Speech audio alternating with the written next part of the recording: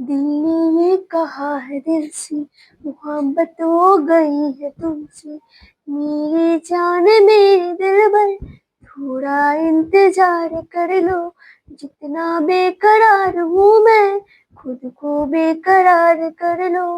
मेरी धड़कनों को समझो, तुम भी मुझसे प्यार कर लो।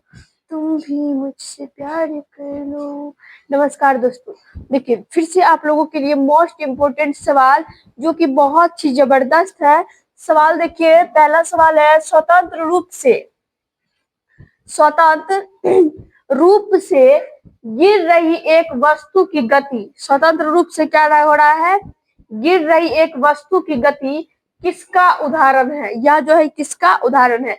इसका आंसर हो जाएगा एक समान त्वरित गति। क्या हो जाएगा? एक समान त्वरित गति।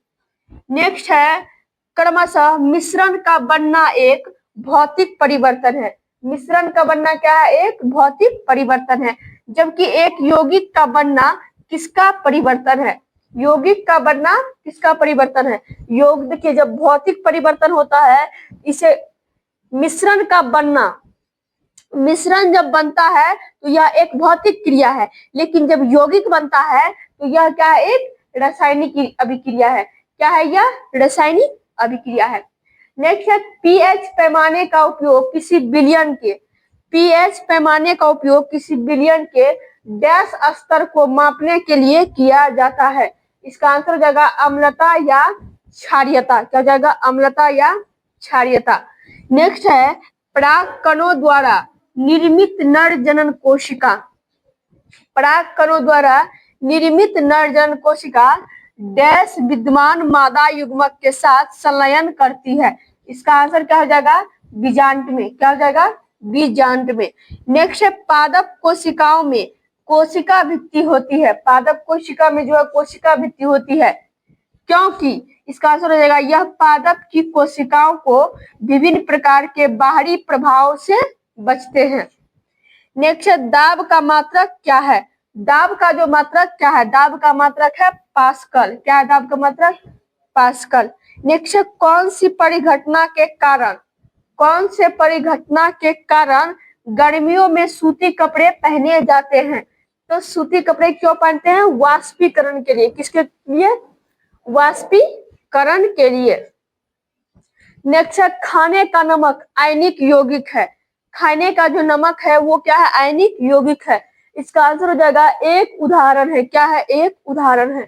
नेक्स्ट है, नमक या सोडियम क्लोराइड में, नमक या सोडियम क्लोराइड में किस तत्व के आयन क्रमशः धनावेशित और ऋणावेशित होते हैं? इसका आंसर हो जाएगा Na आयन धनावेशित होते हैं और Cl आयन ऋणावेशित होते हैं। नेक्स्ट है, कुल प्रतिरोध सदैव डैश से कम होता है। इसका आंसर हो जाएगा अल्पतम प्रतिरोध। ठीक है। नेक्स्ट है, किस जीवन प्रक्रिया में डीएनए प्रतिलिपि का निर्माण एक आधारभूत घटना है? तो यह है प्रजनन अभिक्रिया में। किसमें? प्रजनन अभिक्रिया में। नेक्स्ट है, कॉपर ऑक्साइड का कॉपर में रूपांतरण, कॉपर ऑक्साइड का कॉपर में रूपांतरण डैश का एक उदाहरण है। तो यह है अपचयन अभिक्रिया का उदाहरण। किसका उदाहरण है? अपचयन अभिक्रिया का उदाहरण। किसी गैस को किसके द्वारा द्रवित किया जा सकता है? किसी गैस को जो है किसके द्वारा हम द्रवित करेंगे? इसका आंसर हो जाएगा उच्च दाब और निम्न ताप। ठीक है। नेक्स्ट है, एक गेंद को एक टावर के शीर्ष से गिराया जाता है। गेंद की गति मध्य बिंदु पर गेंद में निहित ऊर्जा कौन सी होगी? तो ये मध्य बिंदु में जो है स्थितिज और गतिज ऊर्जा दोनों होंगे। ठीक है। नेक्स्ट सवाल है,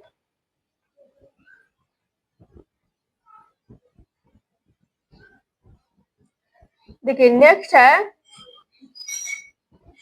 अवतल दर्पण द्वारा, ध्यान दीजिएगा, अवतल दर्पण द्वारा बनने वाला प्रतिबिंब, अवतल दर्पण द्वारा बनने वाला प्रतिबिंब वास्तविक उल्टा, देखिए अब देखिए इसमें क्या होगा, अवतल दर्पण में जो है प्रतिबिंब कैसा बनेगा, कहाँ रखने पे कैसा बनेगा वो चीज बता रहा है। बनने वाला प्रतिबिंब वास्तविक उल्टा और बीम के साइज के समान होता है वस्तु को किस स्थिति पे रखा गया हो। जब हम वस्तु को वक्रता केंद्र पे रखेंगे, कहाँ रखेंगे, यहाँ इस जगह वक्रता केंद्र पे रखेंगे तो वस्तु का साइज क्या हो जाएगा, बीम के समान होगा। ठीक है, नेक्स्ट है उसे परिघटना का क्या नाम है, उस परिघटना का क्या नाम है जिसके कारण कांच के प्रिज्म से गुजरते समय श्वेत प्रकाश 7 वर्णों में विभाजित हो जाता है। तो ये है परिक्षेपण। क्या है, परिक्षेपण। नेक्स्ट है जब आए चम्मच के सामने वाले भाग को देखते हैं, क्या बोला, जब आप चम्मच के सामने वाले भाग को देखते हैं तो चम्मच में आपका एक उल्टा प्रतिबिंब बनता है। चम्मच का सामने वाला भाग किस तरह कार्य करता है, तो वो चम्मच का सामने वाला भाग जो है किस तरह कार्य करता है, ये है अवतल दर्पण। क्या है, अवतल दर्पण। नेक्स्ट है कोलाइडी कणों द्वारा प्रकाश के प्रकीर्णन की परिघटना से क्या उत्पन्न होता है, इसका आंसर हो जाएगा टिंडल प्रभाव। क्या हो जाएगा इसका आंसर, टिंडल प्रभाव। नेक्स्ट है हाथ और पैर में विद्यमान पेशियों को हम अपनी इच्छा अनुसार आवश्यकता पड़ने पर गति करा सकते हैं या उनकी गति को रोक सकते हैं। इस तरह की पेशियों को क्या कहा जाता है, इसे कहेंगे ऐच्छिक पेशियां। क्या कहेंगे, ऐच्छिक पेशियां। नेक्स्ट है एक क्षार चुंबक के अंदर चुंबक के चुंबकीय क्षेत्र रेखाओं की दिशा क्या होती है, तो इसका आंसर हो जाएगा दक्षिणी ध्रुव से उत्तरी ध्रुव की ओर। ठीक है, नेक्स्ट सवाल है पौधे के किस भाग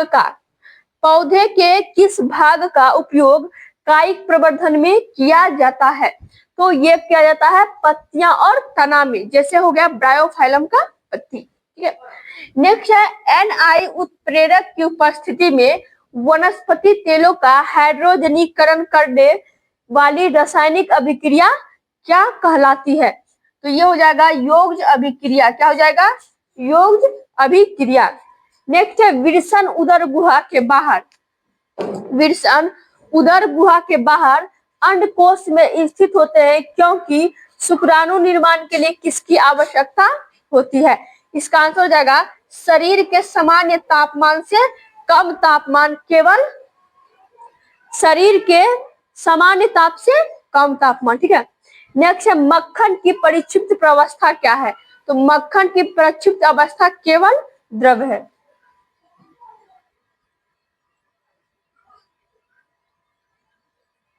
अब नेक्स्ट सवाल है मक्खन की परिक्षिप्त प्रावस्था क्या है, तो मक्खन की जो प्रविष्ट अवस्था है ये है केवल द्रव। क्या है, केवल द्रव।